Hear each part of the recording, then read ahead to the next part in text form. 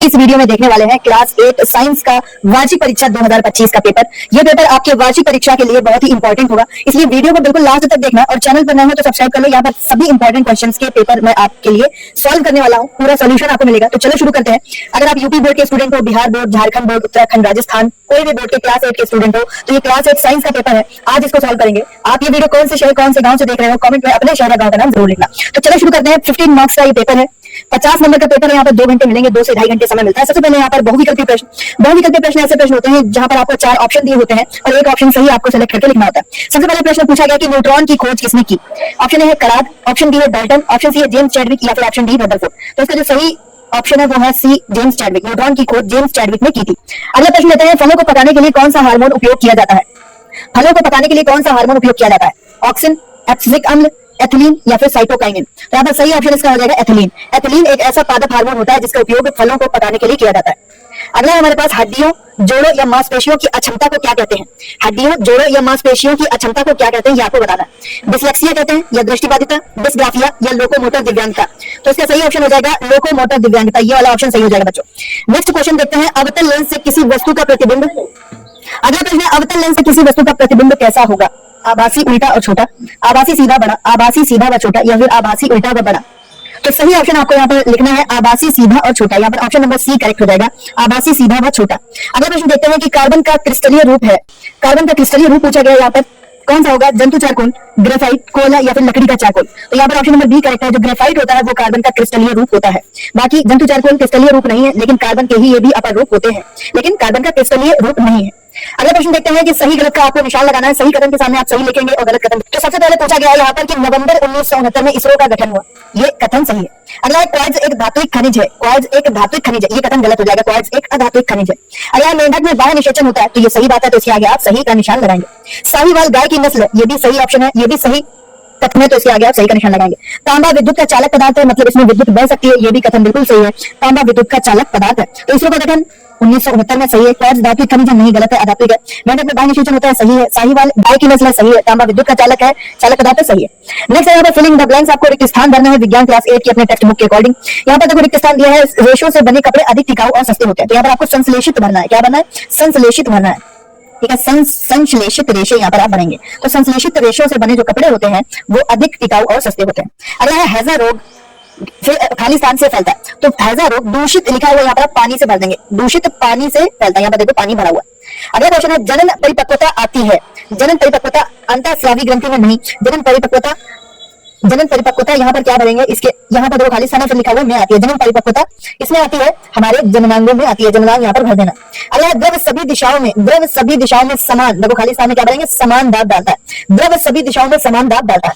Next प्रश्न है आपके लिए कि चुंबक में खाली स्थान एवं खाली स्थान ध्रुव होते हैं। तो हम जानते हैं बच्चों कि चुंबक में उत्तरी और दक्षिणी ध्रुव होते हैं। तो एक जो खाली स्थान है इसमें उत्तरी भरना, इसमें दक्षिणी भरना, ठीक है। उत्तरी और दक्षिणी यहाँ पर भरा जाएगा, उत्तरी और दक्षिणी यहाँ पर भरा जाएगा। अगला प्रश्न है हमारे पास कि यहाँ पर आपको सही मिलान करना है, मैच करना है कॉलम ए को कॉलम बी के साथ, ठीक है। कॉलम ए में क्या दिया हुआ है, स्तंभ का में दिया है डिबलर, साइलो, सॉल्मन या शार्क और व्हाइट लेग हार्न। दूसरे में दिया है भंडारण की विधि, मछली की नस्ल, बुआई की विधि, मुर्गी की नस्ल, विटामिन ए तथा डी का स्रोत। तो सबसे पहले देखो डिबलर क्या है, डिबलर एक बुआई की विधि है, तो इसको इससे हम मैच करेंगे, इसके सामने लिख देंगे। इसको तो मैच करके दिखा देंगे, कॉपी में जो लिखना है तो बस उसके सामने करके लिख देना। सैल्मन क्या है, सैल्मन क्या है, ठीक है। सैल्मन क्या है, यहाँ पर सैल्मन हो जाएगा विटामिन ए और विटामिन डी का स्रोत। ये एक मछली होती है सैल्मन, ये विटामिन ए और डी का स्रोत हो जाएगी। शार्क क्या है, शार्क एक मछली की नस्ल है, यहाँ पर आप शार्क को मछली की नस्ल से मिलाएंगे। साइलो क्या है, साइलो आप भंडारण की एक विधि, ठीक है। साइलो को आप भंडारण की एक विधि से मिलाएंगे, ठीक है। जो भंडारण करते हैं, चीजों को गोदाम में रखते हैं, उसकी एक विधि है। अनाज हो गया, कोई भी चीज हो गई, उसके भंडारण की विधि है साइलो। और व्हाइट लेगहार्न जो है वो एक मुर्गी की नस्ल है, इसे मुर्गी की नस्ल में मिलाएंगे। इसके बाद प्रश्न पूछे गए हैं, 4 प्रश्नों का उत्तर देना है, आपको लिखना है इलेक्ट्रॉन पर किस प्रकार का आवेश होता है। तो आप लिखेंगे इसका उत्तर इलेक्ट्रॉन पर ऋण आवेशित आवेश होता है, ऋण आवेश होता है, इलेक्ट्रॉन पर ऋण आवेश होता है। अगला है कि किन्हीं 2 अंतःस्रावी ग्रंथियों के नाम और उनके कार्य लिखो। तो सबसे पहले आप पिट्यूटरी या पीयूष ग्रंथि लिख सकते हैं, पहली अंतःस्रावी ग्रंथि। दूसरी आप थायराइड ग्रंथि लिख सकते हैं, थायराइड ग्रंथि लिख सकते हैं। ये दोनों पीयूष ग्रंथि विभिन्न जैविक क्रियाओं का नियंत्रण करते हैं, ये कार्य लिख देना। थायराइड ग्रंथि, ठीक है। थायराइड ग्रंथि क्या करती है कि थायराइड ग्रंथि भी हमारे जो थायरॉक्सिन हार्मोन होता है जो हमारे शरीर की विभिन्न क्रियाओं को नियंत्रित करता है, ये थायराइड का कार्य हो जाएगा। आप इसको इस तरह से लिख सकते हैं। इसके अलावा थाइमस, अधिवृक्क या एड्रीनल ग्लैंड, ठीक है। इन पैराथायराइड ग्रंथि, इन सब के बारे में भी आप लिख सकते हैं, लेकिन 2 का लिखना था तो 2 आपको बताया गया। पहला पैरा ओलंपिक खेलों का आयोजन कब और कहां किया गया था? रोम में किया गया था 1960 में। कहां किया गया था? रोम में किया गया था 1960 में, पैरा ओलंपिक का गेम। नेक्स्ट हमारे पास कि निकट दृष्टि दोष के निवारण हेतु कौन सा लेंस प्रयोग किया जाता है? तो निकट के लिए उत्तल, ठीक है, एक बता रहे हैं ड्यूना करके, आप एक ट्रिक सीख लो कि दूर दृष्टि दोष, डी से दूर दृष्टि दोष के लिए यू से उत्तल लेंस और निकट दृष्टि दोष के लिए अवतल लेंस। तो यहाँ पर निकट दृष्टि दोष के लिए कौन सा लगाया जाएगा? अवतल लेंस यहाँ पर उपयोग किया जाएगा, ठीक है, अवतल लेंस यहाँ पर आप उपयोग करेंगे निकट दृष्टि दोष को दूर करने के लिए।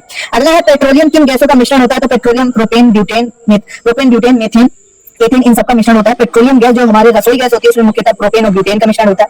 बाकी जो बायो गैस होती है उसमें मेथेन पाई जाती है, लेकिन आप प्रोपेन और ब्यूटेन लिख सकते हैं जो पेट्रोलियम में मुख्य रूप से पाई जाती है। और भी गैसें पाई जाती है, लेकिन प्रोपेन और ब्यूटेन आप मुख्य रूप से पेट्रोलियम गैस में लिखेंगे, प्रोपेन और ब्यूटेन। अगला है किन्हीं 2 प्रश्नों के उत्तर देना है, पादप कोशिका तथा जंतु कोशिका में अंतर लिखना है। तो एक तरफ आप इस तरह से पेज को डिवाइड करेंगे, एक तरफ लिखेंगे प्लांट सेल यानी कि पादप कोशिका और एक तरफ आप एनिमल सेल जंतु कोशिका। तो प्लांट सेल में कोशिका भित्ति पाई जाती है, इधर आप लिखेंगे, इसमें लिखेंगे एनिमल सेल में कोशिका भित्ति नहीं पाई जाती। पादप कोशिका यानी पौधों की कोशिका में रिक्तिका पाई जाती है, तो बड़ी रिक्तिका पाई जाती है, जंतु कोशिका में नहीं पाई जाती। पादप कोशिका में सेंट्रोसोम नहीं पाया जाता है, जबकि जंतु कोशिका में एनिमल सेल्स में सेंट्रोसोम पाया जाता है। इसके अलावा आप लिखेंगे कि प्लांट सेल या पादप कोशिका में हरित लवक पाए जाते हैं, जबकि जंतु कोशिका में हरित लवक नहीं पाए जाते। तो इस तरह से 4 से 6 अंतर आप लिखेंगे। इसके बाद तवे के हैंडल में लकड़ी लगी होती है, क्यों? तो क्योंकि जो लकड़ी का हैंडल होता है वो कुचालक होता है, जिससे हमारे हाथ नहीं जलते। अगर लोहे का हैंडल लगाएंगे तो वो भी गर्म हो जाएगा और हमारे हाथ जल जाएंगे। अगला सूक्ष्म जीवों का आर्थिक महत्व लिखो। तो यीस्ट वगैरह का उपयोग ब्रेड और शराब बनाने में किया जाता है। इसके अलावा पेनिसिलिन नामक एंटीबायोटिक को पेनिसिलिन नामक कवक से बनाया जाता है। इस तरह से 2 से 3 आर्थिक महत्व आप याद करेंगे। साइकिल के पंप की कार्यविधि का वर्णन करना, एक चित्र और कार्य लिखेंगे। नेत्र दृष्टि दोष किसे कहते हैं? ये कितने प्रकार का होता है?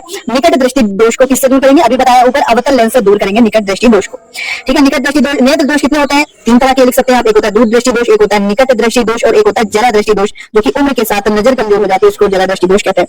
दूर दृष्टि दोष में दूर की वस्तु तो स्पष्ट दिखती है, लेकिन पास की वस्तु स्पष्ट नहीं दिखती।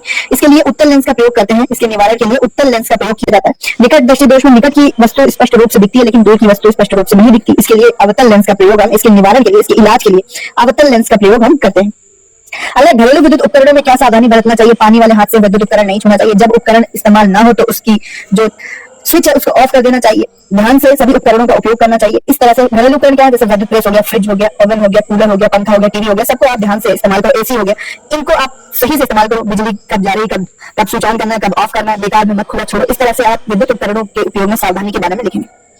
तो इस तरह से ये पूरा साइंस का पेपर कंप्लीट हो जाता है। और भी सारे पेपर हम लाने वाले हैं, आप देख सकते हैं यहाँ पर अलग अलग विषयों के वार्षिक परीक्षा 2025 के लिए सभी पेपर यहाँ पर हैं, तो सभी कुछ दिखाने वाले, इसलिए चैनल को सब्सक्राइब कर लो। मिलते हैं नेक्स्ट वीडियो में, पढ़ते रहो, आगे बढ़ते रहो। इसका पीडीएफ आपको हमारे टेलीग्राम चैनल पर मिलेगा। टेलीग्राम चैनल का लिंक डिस्क्रिप्शन में है। आप देख रहे थे वार्षिक परीक्षा क्लास 8 का ये पेपर एग्जाम से यूट्यूब चैनल पर।